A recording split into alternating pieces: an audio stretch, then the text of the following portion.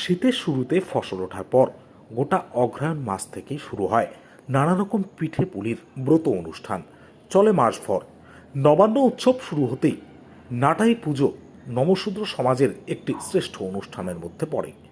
অগ্রহায়ণ মাসে নতুন ধান ঘরে তুলে আনেন কৃষকরা, আর সেই ধানের চাল গুঁড়ো করেই তৈরি করা হয় পিঠে, যা উৎসর্গ করা হয় দেবদেবীকে। সঙ্গে গৃহপালিত পশুদের খাওয়ানো হয়। একদিকে থাকে চালের গুঁড়োর লবণ ছাড়া পিঠে, অন্যদিকে লবণ দেওয়া পিঠে।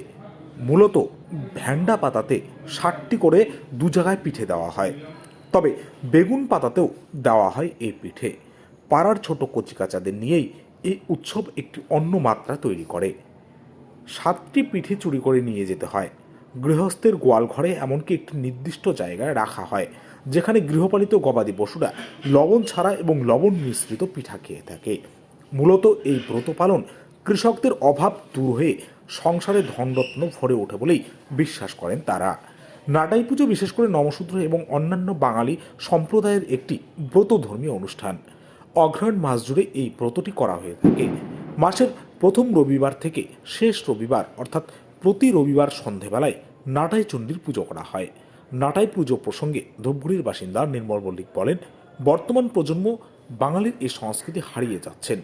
নমশূদ্র সমাজে অগ্রহায়ণ মাসের প্রথম সপ্তাহের রবিবার থেকে শেষ রবিবার পর্যন্ত 4বার নতুন ধানের চাল গুঁড়ো করে পিঠে তৈরি করে ভগবানের কাছে নিবেদন করা হয়।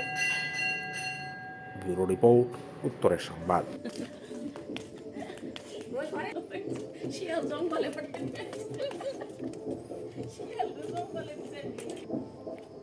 ভাড়াটা দাও।